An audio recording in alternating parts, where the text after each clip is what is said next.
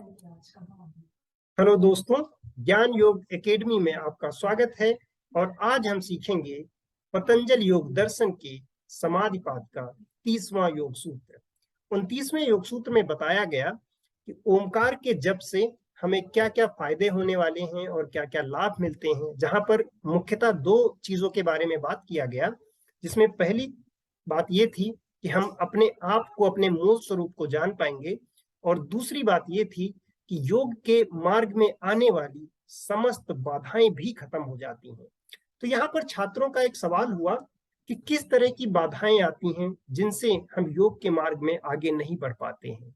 तो महर्षि पतंजलि ने उन्हीं 9 बाधाओं का 30वें योग सूत्र में वर्णन किया है कि अगर ये चीजें आती हैं हमारे रास्ते में, इसलिए हम योग के मार्ग में आगे नहीं बढ़ पाते हैं। तो देखते हैं 30वां योग सूत्र क्या है। 30वां योग सूत्र है व्याधि स्त्यान संशय प्रमादालस्य विरति भ्रांति दर्शनालब्ध भूमिकत्व अनवस्थित तत्वानि चित्त विक्षेपास्ते अंतराया। केवल 2 शब्द यहाँ पर दिखाई दे रहे हैं, और इतना बड़ा योग सूत्र देख के लगता है कितना बड़ा सूत्र हम याद कैसे रखेंगे।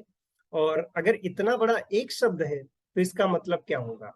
तो एक्चुअली यहाँ पर एक शब्द नहीं है, यहाँ पर कई सारे शब्द आए हैं और जिनको मिलकर यह योग सूत्र बना है। जिसमें से पहला है व्याधि स्त्यान संशय प्रमादः आलस्य अविरति भ्रांति दर्शन अलब्ध भूमिकत्व अनवस्थितत्वानि चित्त विक्षेपाः ते अंतराया। तो इतने सारे शब्द मिलकर ये योग सूत्र बनाया गया है। और इन सारे शब्दों में 9 बाधाओं का वर्णन किया गया है जिनकी वजह से हम योग के मार्ग पर आगे नहीं बढ़ पाते हैं।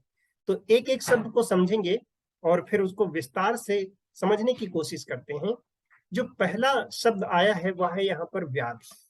व्याधि का क्या मतलब होता है। व्याधि होता है कोई रोग या फिर कोई बीमारी। अगर हमें कोई रोग हो जाता है या बीमारी हो जाती है, हमारा शरीर स्वस्थ नहीं है, तो यह सबसे बड़ा कारण बनता है कि हम योग के मार्ग में आगे नहीं बढ़ पाते हैं। केवल बात योग तक ही सीमित नहीं है। अगर हम बीमार हैं तो हम किसी भी फील्ड में जो भी काम कर रहे हैं उसमें उतना नहीं कर पाते हैं जितना हमारे अंदर कैपेबिलिटी है। क्योंकि अगर हमारा शरीर स्वस्थ नहीं है तो हम अपना 100% नहीं दे पाएंगे।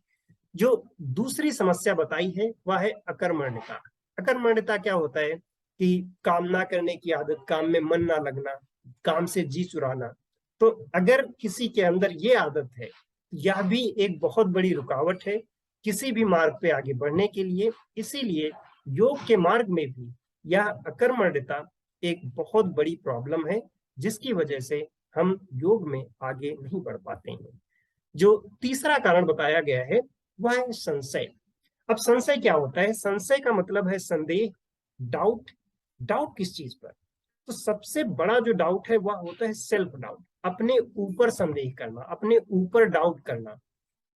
कैसा डाउट कि ये काम हमसे हो पाएगा कि नहीं हो पाएगा, शायद मेरे अंदर ऐसी कैपेबिलिटी ही नहीं है, पता नहीं मैं योग के मार्ग पे आगे बढ़ पाऊंगा कि नहीं बढ़ पाऊंगा, पता नहीं मैं कंसंट्रेट कर पाऊंगा कि नहीं कर पाऊंगा, मेरा ध्यान लगेगा कि नहीं लगेगा, जो इतने सारे लाभ बताए गए हैं पता नहीं हमें मिलेंगे कि नहीं मिलेंगे।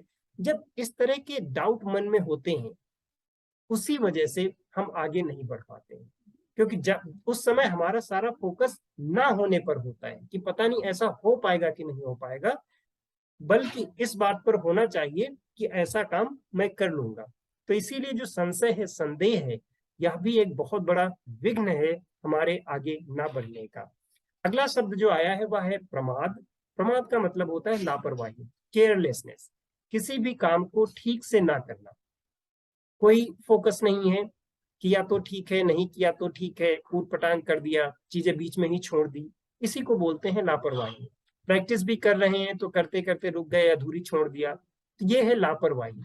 अगर हम ऐसा करेंगे तो भी हम आगे नहीं बढ़ पाएंगे।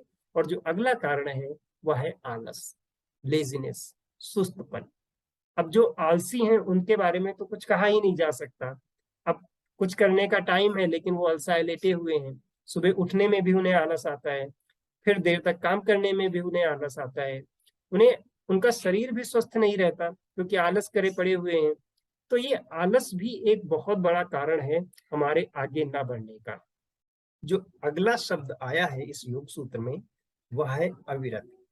अविरत का शाब्दिक अर्थ होता है कि विषय तृष्णा या भोगों में आसक्ति हम कह सकते हैं, या वैराग्य का अभाव।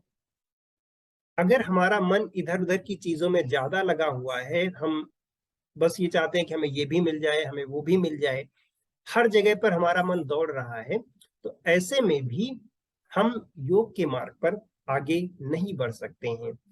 जो अगला शब्द इसमें उपयोग हुआ है वह है भ्रांति दर्शन।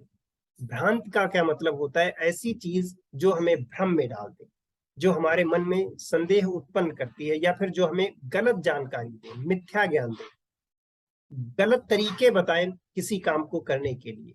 कि जैसे कोई आपको ऐसे बता दे कि कुछ ऐसा गलत तरीका बता दे कि और इससे ये काम हो जाएगा, कोई शॉर्टकट बता दे कि इस शॉर्टकट से ये काम जल्दी हो जाएगा, कोई शॉर्टकट ऐसा बता दे कि इससे आप ध्यान की अवस्था में पहुंच जाएंगे। तो यह होता है भ्रांति दर्शन, गलत जानकारी। अगर हमारी जानकारी ही गलत है तो उस जानकारी के बेस पर जो हम एक्शन लेने वाले हैं वो हमारे एक्शन भी गलत होंगे, और क्योंकि एक्शन हमें डायरेक्टली रिजल्ट देता है, इसलिए हमारा जो रिजल्ट एक्सपेक्टेड था हमें वो भी नहीं मिलेगा।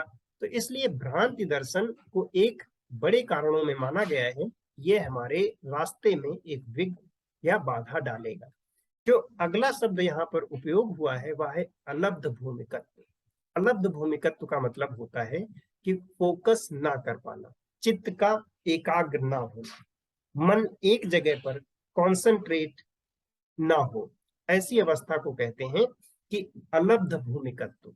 कि हमें वो स्थिति नहीं प्राप्त हुई है जहां पर हमारा मन फोकस्ड रहेगा, पूरा कॉन्सेंट्रेटेड रहेगा। और जब तक हम कॉन्सेंट्रेट नहीं कर पाएंगे तब तक हम किसी भी फील्ड में आगे नहीं जा सकते। तो सेम तरीके से हम योग में भी आगे नहीं बढ़ सकते हैं, क्योंकि जब अगर हमारा मन ही इधर उधर दौड़ रहा है तो योग का तो मतलब ही खत्म हो जाता है। क्योंकि योग का मतलब ही है कि हम सारी चित्त वृत्तियों को खत्म करके एक जगह पर फोकस्ड हो सकें। जो नेक्स्ट शब्द इसमें यूज हुआ है वह है अनवस्थितत्व। अब इसका क्या मतलब है? जैसे पिछले शब्द में ये बताया गया कि मन का एकाग्र ना हो पाना। अनवस्थितत्व क्या है कि मन एकाग्र तो होता है लेकिन वो बहुत जल्दी एकाग्रता भंग हो जाती है, बहुत जल्दी हमारी समाधि भंग हो जाती है। इसको ऐसे समझ सकते हैं कि थोड़ी देर के लिए मन लगा और उसके बाद फिर से हम डीफोकस्ड हो गए, तो इसको बोलते हैं अनवस्थितत्व। लंबे समय तक फोकस्ड ना रहने की जो प्रॉब्लम है वह है अनवस्थितत्व। और जो आगे शब्द बताए गए हैं उसमें कहा गया है कि चित्त विक्षेपाः ते। चित्त विक्षेपाः, चित्त को विक्षिप्त करने वाले ये ही ऐसी 9 बाधाएं हैं जो हमारे योग के मार्ग में आती हैं और हमें आगे बढ़ने से रोकती हैं। अंतरायः का मतलब होता है विघ्न या बाधाएं। तो पूरे योग सूत्र का यही मतलब हुआ कि जो ये 9 बाधाएं बताई गई हैं, इन्हीं की वजह से हम आगे नहीं बढ़ पाते हैं, यही हमारे विघ्न हैं, यही योग के मार्ग की बाधाएं हैं। तो इस पूरे योग सूत्र में उन सारी बाधाओं के बारे में विस्तार से बताया गया है जिनकी वजह से हम योग के मार्ग में आगे नहीं बढ़ पा रहे हैं।